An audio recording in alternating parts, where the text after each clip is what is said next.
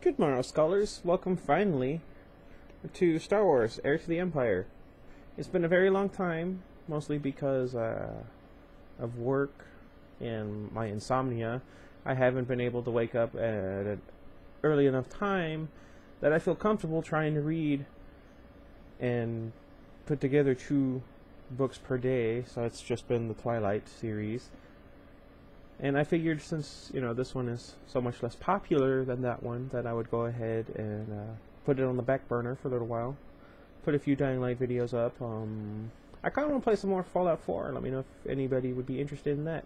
And it's been a long time since I've done The Walking Dead. So we should probably get back to that soon. Anyway, you're in chapter 29, page 361. Oh my.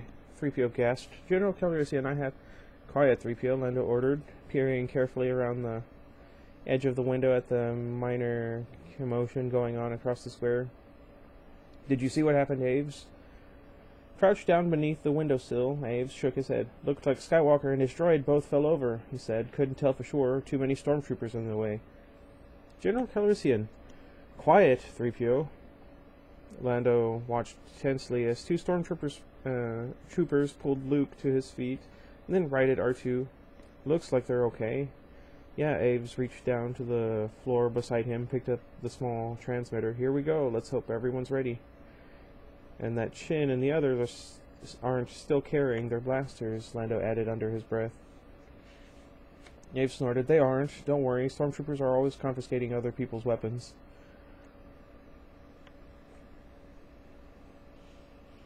Lando nodded, adjusting his grip on his blaster, wishing they could get this over with. Across the way, the Imperials seemed to have gotten themselves sorted out and were starting to move again. As soon as they were all inside the square, away from any possible cover, General Calrissian, I must speak to you, 3PO insisted. I have a message from Master Luke. Lando blinked at him. From Luke? But even as he said it, he suddenly remembered that electronic wail from R2 just after he'd fallen over. Could that have been... What is it? Master Luke wants you to hold off the attack, 3PO said, obviously relieved that someone was finally listening to him. Listening? Yeah. He says you're to wait until the stormtroopers are at the arch before firing. Aves twisted around. What? That's crazy. They outnumber us 3-1. If we give them any chance at all at cover, we give them any chance at all to cover, and they'll cut us to pieces. Lando looked out the window, grinding his teeth together. Aves was right. He knew enough of ground tactics to realize that. But on the other hand... They're awfully spread out there.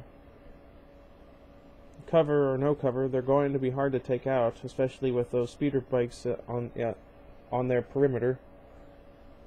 Abe shook his head. It's crazy, he repeated. I'm not going to risk my people that way. Let's see. Luke knows what he's doing, Lando insisted. He's a Jedi. He's not a Jedi now, Abe snorted. Didn't Card explain about the Salamiri? Whether he has Jedi powers or not, he's still a Jedi, Lando insisted. There you go.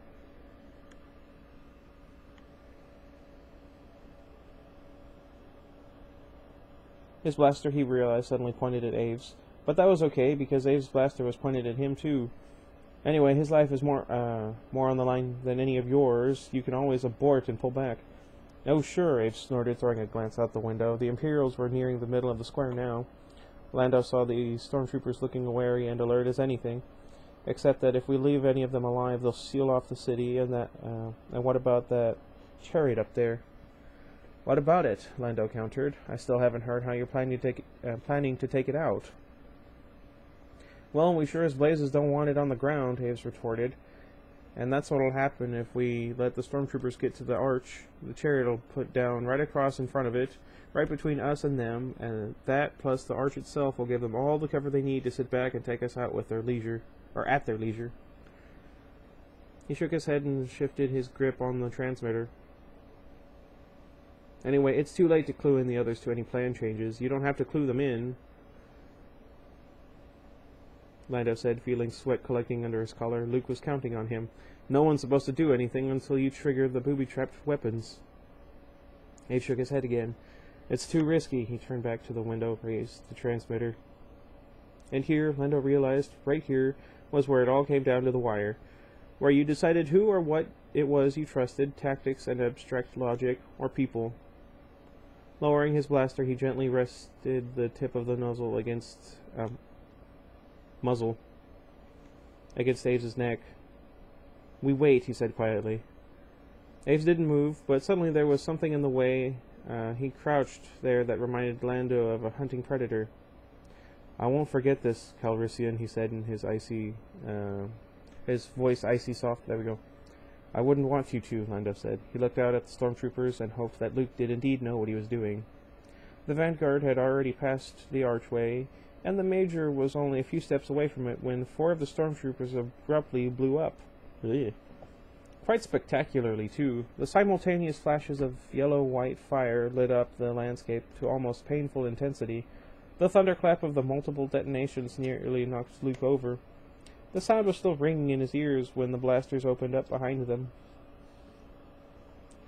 The stormtroopers were good. All right. There was no panic that Luke could detect, no sudden freezing in astonishment or indecision. They were moving into combat position almost before the blaster fire had begun. Those already at the archway hugging close to the stone pillars to return covering fire, the rest moving quickly to join them. Above the sound of the blasters, he could hear the increased whine of the speeder bikes kicking into high speed. Overhead, he caught a glimpse of the chariot assault vehicle swiveling around to face the unseen attackers. And then an armored hand caught him under each armpit, and suddenly he was being hauled toward the archway. A few seconds later, he was dumped unceremoniously in the narrow gap between the 2 pillars supporting the north side of the arch. Mara was already crouched there. A second later, 2 more stormtroopers tossed Han in to join them. 4 of the Imperials moved into position over them, using the pillars for cover as they began returning fire. Struggling to his knees, Luke leaned out for a look. Out in the fire zone, looking small and helpless amid the deadly horizontal hail of blaster fire, R2 was rolling toward them as fast as his little wheels would carry him. "I think we're in trouble," Han muttered in his ear. "What?" "Not to mention Lando and the others." "It's not over yet," Luke told him tightly. "Just stick close. How are you at causing distractions?" "Terrific," Han said, and to Luke's surprise, he brought his hands out from behind his back, the chain and manacles he'd been wearing hanging loosely from his left wrist. "Trick cuffs," he grunted, pulling out a concealed strip of metal from inside the open cuff and probing at Luke's restraints. "I hope this thing—" The pressure on Luke's wrists was suddenly gone. The cuffs opened and dropped to the ground. "You ready for your distraction?" Han asked, taking the loose end of his chain in his free hand.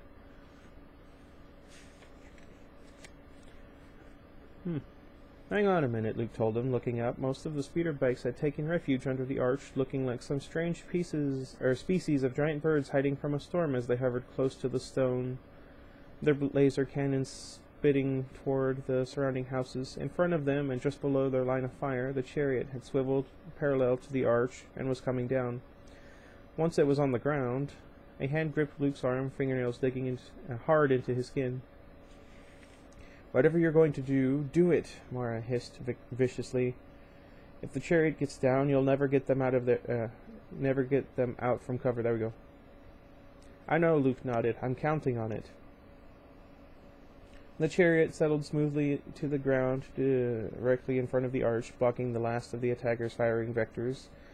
Crouched at the window, Abe swore violently. "Well, there's your Jedi for you," he bit out. "You got any other ideas, Calrissian?"